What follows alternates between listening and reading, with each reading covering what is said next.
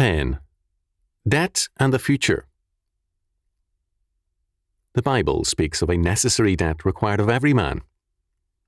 Owe no man anything, but to love one another, for he that loveth another hath fulfilled the law. Romans chapter 13, verse 8. We are plainly told that the norm is, financially, a debt-free life. Where debt must be incurred, the time limit is 6 years. The 7th year is the year of release. Deuteronomy chapter 15, verses 1 to 11. The continuing debt towards all men is love, which is the fulfilling, or putting into force, of the law. To love our neighbour means to keep God's commandments in relationship to Him. God's Sabbath requires a Sabbath of the land and of man, from work and from debt. The social implications of this are far-reaching. Arthur J. Scott has called attention to the fact that the Cathedral of Notre Dame in Paris was built when Paris had a population of only 150,000. It was built in the heart of Paris, and the first stone was laid in 1163. The work in that cathedral, as well as others, involved an attention to details and an intricacy lacking in modern church construction. This fact is very much related to the question of Sabbaths and debt. Debt, statist and personal, is inflationary and destructive.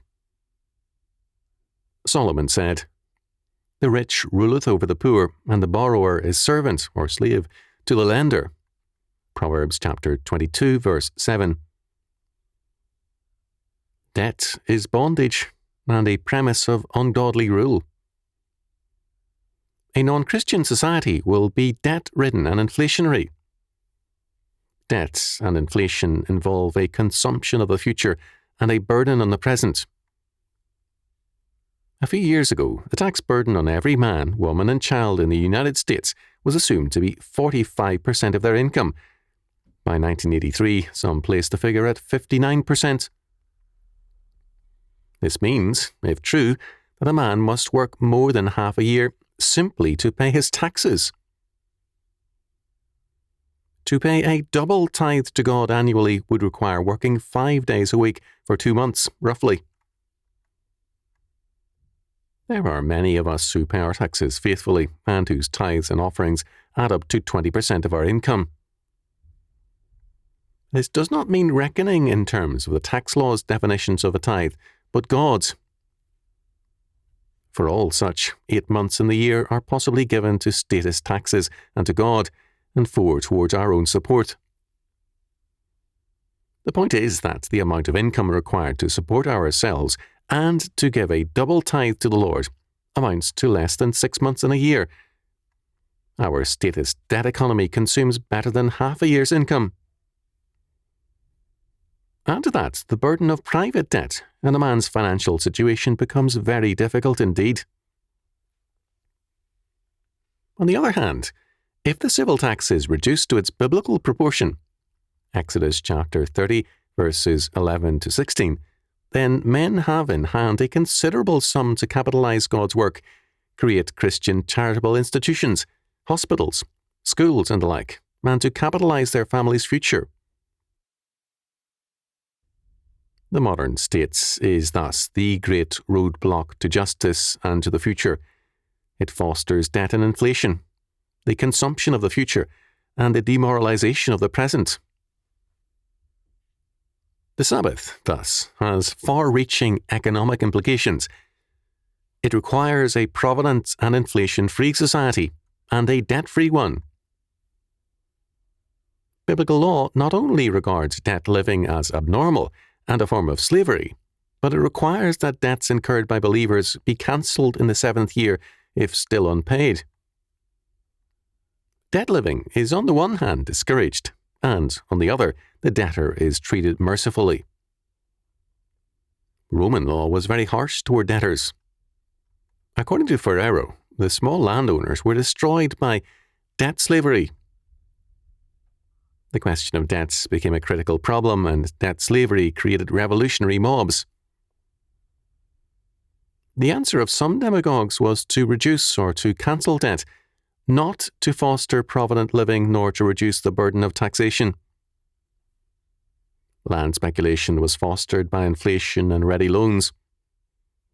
Rome enslaved foreigners through wars, and its own people by its economic policies.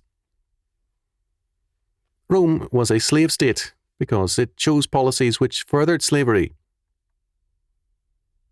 Its economics ensured production by debt and by slavery, and the two are closely tied together. Given the parallels between Rome and today, more recent historians are less ready to write about Rome's dependence on debt. Gregory the Great, 590 to 603 AD, spoke out against the continuing influence of the Roman premise. In his day, the burdationis was a kind of land tax, which, among other things, was payable before a harvest could be converted into money. In a letter, Epistle 44 to Peter, subdeacon of Sicily, Gregory declared, "Further, we have ascertained that the first charge of burdatio exceedingly cripples our peasants, in that, before they can sell the produce of their labour, they are compelled to pay taxes, and, not having of their own to pay with, they borrow from public pawnbrokers, and pay a heavy consideration for the accommodation, whence it results that they are crippled by heavy expenses. Wherefore we enjoin by this present admonition that thy experience advance to them from the public fund all that they might have borrowed from strangers, and that it be repaid by the peasants of the church by degrees, as they may have wherewith to pay, lest, while for a time in narrow circumstances they should sell at too cheap a rate what might afterwards have suffered for the payment of the due, and even so not of enough." The medieval church's prohibitions against usury were also designed to further God's law and to protect the people. Civil rulers, however, followed as far as they were able the Roman model, although the modern state far surpasses medieval rulers in the sophistication of its exactions. The modern view of debt is dramatically at odds with the biblical perspective. In the Bible, debt is seen as an exceptional misfortune. Exodus chapter 22, verse 25. It was never accepted as natural and legitimate. Borrowing is seen as sometimes a necessity, but never as an advantage. Loans and interest have long been a means for enslaving peoples. This was true in ancient Egypt and also in Old Babylon. The merchants, or tamkaru, brought countries into bondage by means of commercial credit, as did Assyria later on. Nahum chapter 3, verse 16. These merchants served as the advance guard of empires, going before to sap the strength of a nation by means of easy credit and debt. In the modern world, the ability to borrow is treated as a privilege, and, as a result, especially since World War II, borrowing and debt have skyrocketed. At the same time, the inescapable loss of hope in the future has set in, because the future of debt is slavery. In this situation, many churches which profess to be Sabbatarian have been deeply in debt and have actually promoted debt as an act of faith. In several instances in the 1970s, church members, who have since been proven right, were criticized as lacking faith because they opposed a massive assumption of debt. In other instances, churchmen have actually derided the necessity for payment of debt, declaring that the Lord's imminent return would make repayment unnecessary.